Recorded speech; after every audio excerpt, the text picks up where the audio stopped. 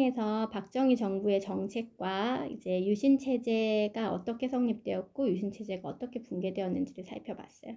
사실은 우리가 이제 유신 체제에서 얼마나 우리들의 기본권이 이제 억압당했고 긴급 조치가 얼마나 사람들한테 악랄했는지를 이제 조금 살펴보면 좋은데 지금 이제 내용 정리를 이제 위주로 하고 있어서 그런 구체적인 내용은 이제 선생님이 여기 QR코드 이렇게 실어놨거든요. 그래서 조금 더 관심이 있으신 분들은 여기 QR코드를 찍어서 관련 영상들을 조금 찾아보시면 좋겠고 질문이 있으면 언제든지 선생님한테 찾아오시면 구체적으로 이야기를 해드릴게요. 자, 그러면 12.12 사태와 신군부의 등장으로 넘어가겠습니다. 이제 12.6 사태로 이제 박정희 대통령이 죽고 나서 이제 그 국무총리였던 최규하가 통일주체 국민회의를 통해서 대통령이 선출되었어요. 이제 18년 독재를 겪었던 국민들은 이제 박정희 대통령이 죽었기 때문에 민주화에 대한 기대와 이제 열망이 엄청 커져가는 상황이었는데 1979년 10월 12일에 전두환과 노태우 등이 주도하는 신군부 세력이 군 지휘 체계를 무시하고 정변을 일으켰어요. 군사 쿠데타를 일으킨 거죠, 그렇죠? 그래서 하나회라고 하는 사조직이 있었는데요. 이 사조직을 중심으로 해서 군부 세력이 결집하면서 전두환 중심의 신군부 세력이 형성되면서 이 12.12 사태가 일어나게 됐습니다.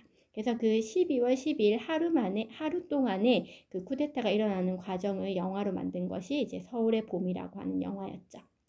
그래서 신군부가 이제 통일주체 국민회의에서 선출된 최규하 대통령을 좀 무력화시키고 계엄령을 계속 유지하고 헌법 개정을 지연하면서 정치 개입을 본격화했고요. 5월 17일에는 계엄령을 전국으로 확대하고 모든 정치 활동을 금지했어요. 그래서 여러분 서울의 봄이라고 하는 단어가 의미하는 것이 뭐냐면요. 12.12 군사 쿠데타 이후에 이제 그 5월까지 이제 사람들이 계속해가지고 신군부는 물러나라, 계엄령을 철폐해라, 유신헌법을 폐지해라 라고 하면서 민주화 운동을 벌였던 거예요. 그 민주화 운동의 과정을 우리가 서울의 봄 이렇게 표현을 하는 건데 5월 17일에 계엄령이 전국으로 확대되고 모든 정치 활동을 금지하니까 이렇게 보이는 것처럼 광주에서는 5.18 민주화 운동이라고 하는 것이 일어나게 되었어요. 이 당시에 이제 증언에 따르면 원래는 이제 전국에서 이 시위를 준비했다고 했는데 대학생들도 많이 잡혀가고 뭐 이렇게 하면서 광주에서만 일어났다고 하는 증언하는 얘기도 있긴 있습니다. 그래서 신군부가 비상계엄을 확대하고 휴교령을 내렸으니까 거기에 반대하는 시위가 일어났던 건데 이 신군부가 공수부대를 투입해가지고요. 시위를 벌이던 전남대 학생들을 무자비하게 진압을 하고 그 다음에 아예 광주에다가 바리케이트를 쳐서 이제 사람들이 그 들락날락 하지도 못하도록 그렇게 이제 통제를 했던 거죠. 그래서 이렇게 공수부대들이 이렇게 오고 있는 상황에서 이제 광주에 있었던 시민들은 어떤 선택을 할 수밖에 없었냐면 지척에서 이제 자신의 어떤 친구, 자신의 어떤 가족 죽어가는 것을 보고 있잖아요. 그래서 이렇게 보이는 것처럼 이 광주 시민들이 우리는 왜 총을 들 수밖에 없었는가 이렇게 해서 총을 들고 시민군을 조직해서 신군부에 이제 맞서 싸우거든요. 5.18 민주화 운동 당시에 국내 언론들은 광주에서 일어난 일을 폭도들의 난동, 북한의 지시를 받은 간첩의 소행 이런 걸로 보도를 했단 말이에요. 왜 이렇게 보도를 했느냐? 계엄군이 언론을 통제해서 광주 시민을 폭도로 몰아갔기 때문이에요. 그리고 광주의 시민들은 왜 시민군을 조직하고 군대를 향해 총을 쏠 수밖에 없었느냐? 계엄 당국이 발포 명령을 내려서 무차별 발포를 시작했기 때문에 그래요. 아직도 이 상황은 이제 진상조사가 이루어지고 있는데 뭐 헬기까지 동원해가지고 무차별적으로 민간인을 학살했다라고 지금 뭐 조사 상황에서 밝혀지고 있는 부분들이 있거든요. 어쨌든 이 광주에서 5월 18일에 광주에서 있었던 일이 언론 보도에서는 이제 폭동으로 되었지만 사실은 이 5월 18일에 광주에서 있었던 일은 이제 사람들이 신군부 세력에 저항해서 싸우던 시민군을 조직해서 계엄군에 맞서 싸우던 민주화 운동이었다는 거죠. 그 민주화 운동에 대한 내용이 이제 이 당시에 이제 광주에 있었던 독일의 한 기자에 의해 가지고 이 상황들이 다 녹화가 되고 독일로 이제 전송이 돼서 역으로 이게 우리 한국으로 들어와서 광주에서 이런 일이 있었구나라고 하는 상황이 알려지게 되었어요. 그래서 이 5.18 민주화 운동은 이제 영화로도 우리가 많이 알게 되었는데 화려한 휴가라든지 택시 운전사라든지 그리고 이제 얼마 전에 우리나라에서 최초의 노벨 문학상이 나왔잖아요. 노벨 문학상을 받은 한강에 소년이 온다라고 하는 책도 이 5.18 민주화 운동 당시 5.18 민주화 운동을 소년의 시선으로 바라본 그런 소설입니다. 그래서 이런 영화책들은 5.18 민주화 운동을 다루고 있는데요. 근데 가글을 한번 보시면 5.18 민주화 운동을 소재로 한 영화 택시 운전사를 대표적인 OTT 서비스에서 검색을 할 경우에 일본어 소개글에 폭동을 취재하겠다는 독일 기자를 태우고 광주를 목표로 향하는 택시 운전사라고 적혀 있어서 역사 왜곡 논란에 휩싸인 적이 있어요. 그리고 몇 년 전에 이런 일도 있었어요. 5.18 왜곡으로 무리를 빚는 게임 그날의 광주는 1980년 광주 금남로 일대를 배경으로 시민군과 군경이 총격전을 벌이는 비극적인 참상을 게임으로 재현한 건데 폭동이 일어났다라는 안내 메시지가 나오면서 게임이 시작되고요. 5.18 민주화 운동은 폭동이라는 문구가 새겨진 빨간색 깃발이 게임 구조물로 등장을 합니다. 게임 머니로 아이템을 구매하며 북한군으로 게임에 참여해서 시민을 향해서 총을 쏘거나 북한 노래도 들을 수 있어요. 이거를 한 초등학생이 이 게임이 좀 문제가 있다 그래가지고 언론에 제보를 했거든요. 네, 그랬더니 이거를 이제 학생들이 이렇게 만들어가지고 하고 있더라고요. 그래서 이 가와 나를 봤을 때 5.18 민주화 운동에 대해서 뭐가 잘못 서술이 되었느냐, 바로 5.18 민주화 운동을 폭동이라고 표현한 것이 잘못된 것이죠. 1980년 5월 18일 광주에서 일어난 일은 폭동이 아닌 민주화 운동이에요. 근데 아까 선생님이 이야기했던 것처럼 언론에서 이 상황을 광주 시민들을 폭도로 몰아가고 광주에서 일어난 일을 폭도들의 난동이라고 표현하는 언론 보도가 있었기 때문에 그 이후에 제대로 된 역사 교육을 받지 못했거나 제대로 된 정보를 얻지 못하는 사람들은 여전히 5.18 민주화 운동을 폭동이라고 잘못 오해하고 있을 수도 있습니다.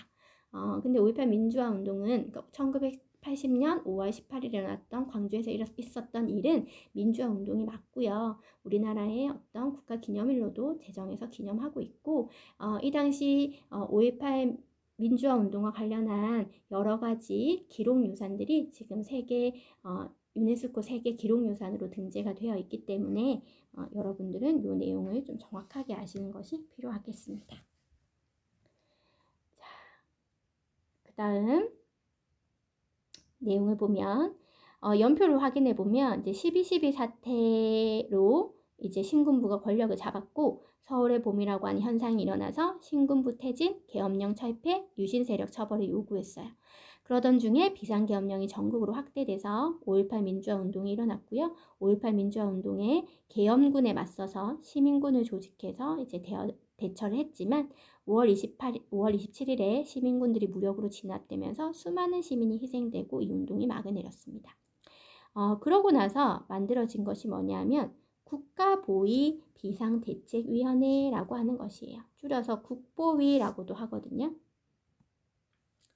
5.18 민주화 운동을 무력으로 진압한 신군부가 이제 전두환을 상임위원장으로 하는 국가보위 비상대책위원회를 설치해서 국정을 장악하게 되었어요.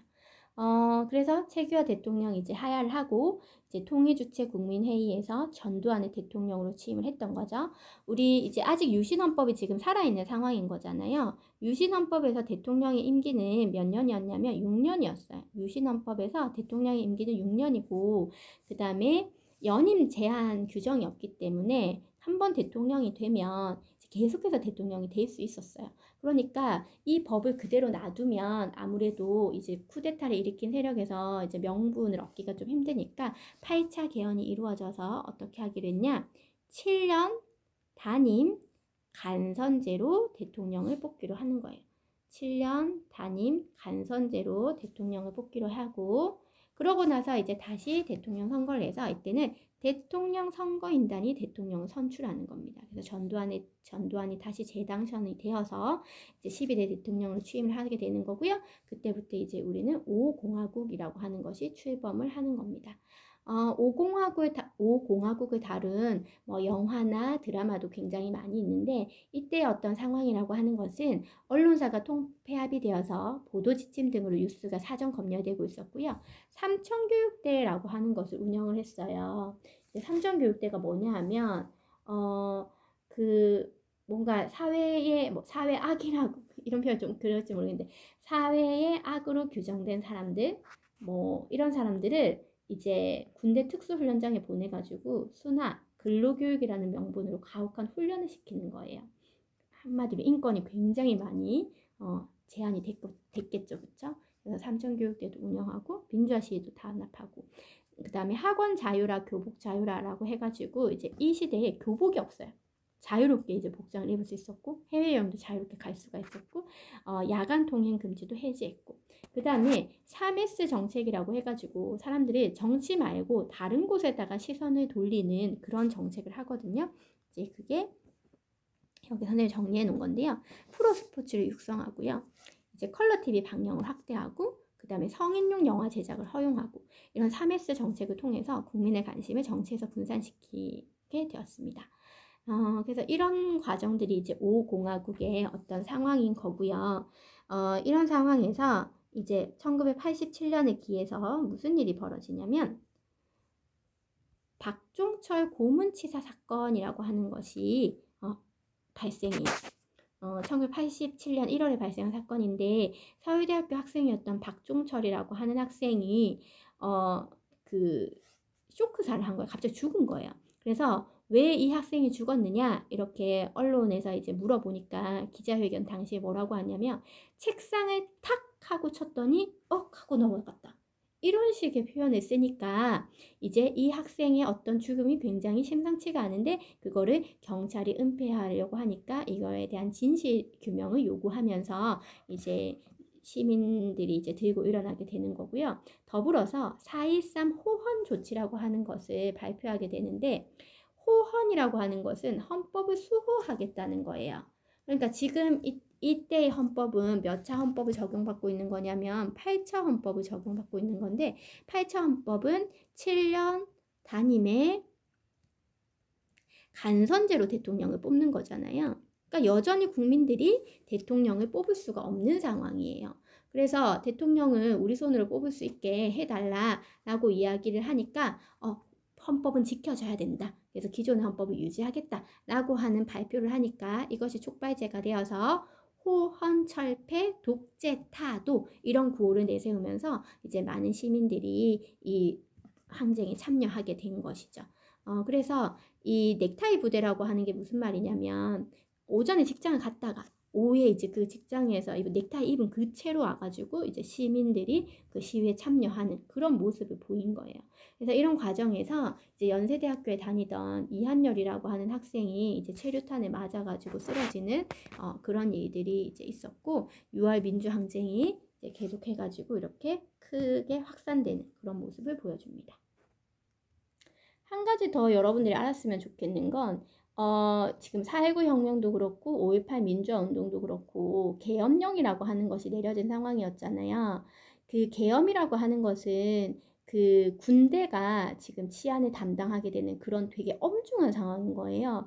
우리 자동차가 지나다니는 도로에 탱크가 왔다 갔다 하고 그 다음에 무장을 한 군인들이 우리 옆에 왔다 갔다 하고 그런 식의 굉장히 엄중한 상황이 계엄령인데 이 6월 민주항쟁 같은 경우에는 계엄령이 내려지지 않았어요.